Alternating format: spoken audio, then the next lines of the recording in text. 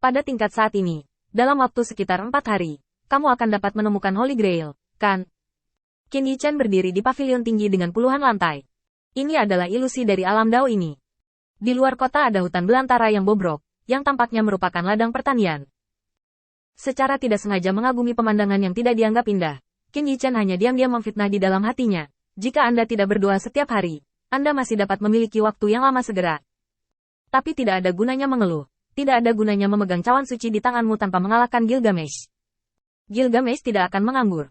Dia tidak muncul akhir-akhir ini. Seharusnya untuk menghancurkan persaudaraan. Black sedikit khawatir, dan ketika Gilgamesh pertama kali bertemu kami, orang-orang percaya ditinggalkan sendirian.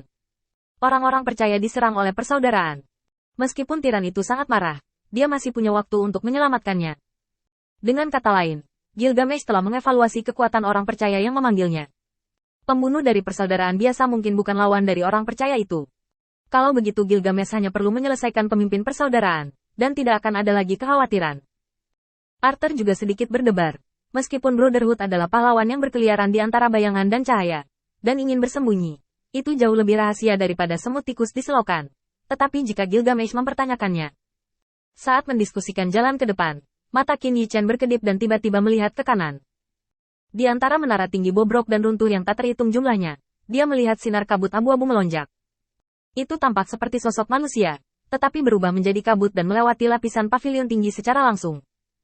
Kabut pun tidak bisa berkedip ketika Anda mengunci mata, apalagi sedikit relaksasi persepsi, karena kabut akan hilang tak terlihat dan muncul ribuan mil jauhnya dalam sekejap mata. Siapa? Tanda seru. Qin Yichen mencibir dengan dingin, dan alasan matanya menyala adalah karena bayangan gelap ini jelas diarahkan pada mereka. Itu, Ezio. Mata biru Night King Arthur bergetar. Ezio, pemimpin generasi kedua dari Brotherhood. Setiap kali persaudaraan bangun, hanya satu generasi pemimpin yang akan memerintah. Artinya, ini adalah pemimpin persaudaraan dalam pertempuran cawan suci ini. Kenapa dia ada di sini? Ketika Qin Yichen tahu bahwa bayangan yang sulit dipahami ini adalah pemimpin persaudaraan, matanya semakin menyipit, dan ekspresinya menjadi lebih menarik. Mungkin masih sulit bagi orang lain untuk memahaminya. Tapi dia tahu betul bahwa Ezio bisa saja lebih dekat sebelum dia menyadarinya. Ini adalah inisiatif Ezio untuk mengungkapkan keberadaannya. Selain itu, yang membuat ekspresi Qin Yichen semakin menarik adalah bahwa di kejauhan di belakang Ezio, cahaya kemasan tampak meledak dari diam menjadi meledak. Itu adalah nafas Gilgamesh. Seolah-olah dia mengikuti jejak persaudaraan sepanjang jalan. Dari penjelajahan terus-menerus hingga saat nafas Ezio terungkap, dia juga mengunci target. Ini, yang membawa Gilgamesh kepada kita. Hanya dalam sekejap, Qin Yichen memiliki penilaian bahwa ini adalah pemimpin Ihwanul yang dikejar dan dibunuh dan melarikan diri, membawa api kepada mereka.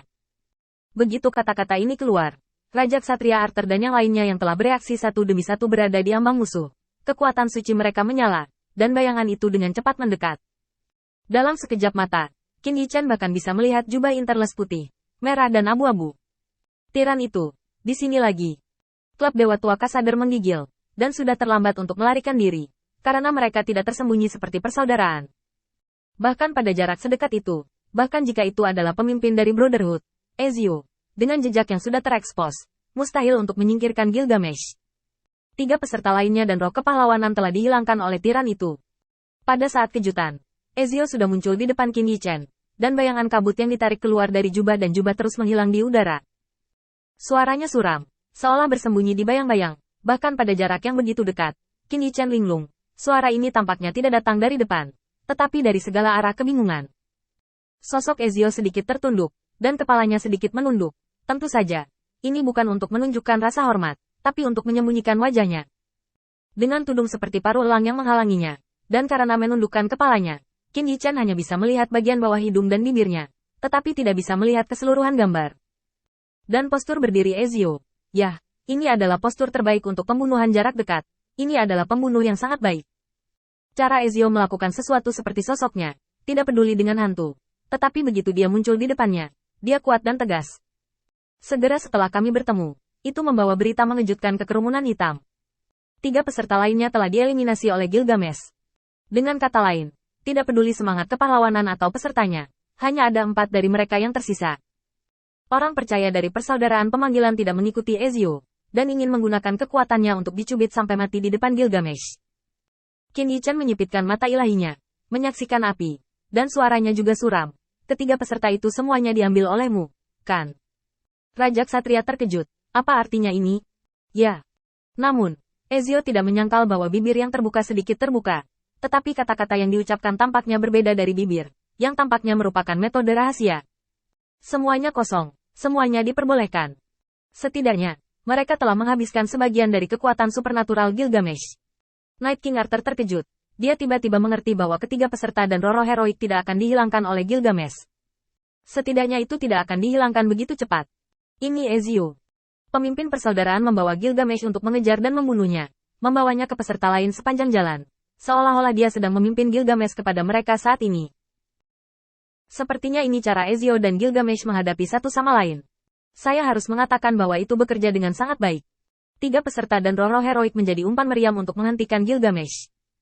Namun, mata Qin Yichen dipenuhi dengan rasa dingin. Karena perilaku Ezio saat ini sama saja dengan menangani mereka dengan cara yang sama. Semuanya kosong, semuanya diperbolehkan. Qin Yichen menerjemahkan terjemahannya.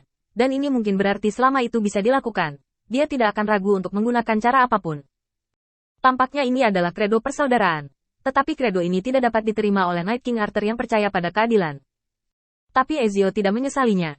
Dia juga tidak takut untuk memprovokasi Qin Yichen kepada orang banyak. Suaranya masih sedingin bayangan. Hal yang paling dibenci Gilgamesh adalah kita. Dan setelah aku tersingkir lebih dulu, itu hanya akan membuat peluang tiran itu untuk menang semakin besar. Ezio juga memiliki masalah. Faktanya adalah bahwa setelah Gilgamesh menahan amarahnya dan pergi untuk menyelamatkan orang-orang percayanya, dia bertekad untuk berurusan dengan tikus di selokan terlebih dahulu. Qin Yichen dan yang lainnya bisa berjalan begitu damai akhir-akhir ini karena Ezio mengorbankan tiga peserta untuk menghadapi Gilgamesh.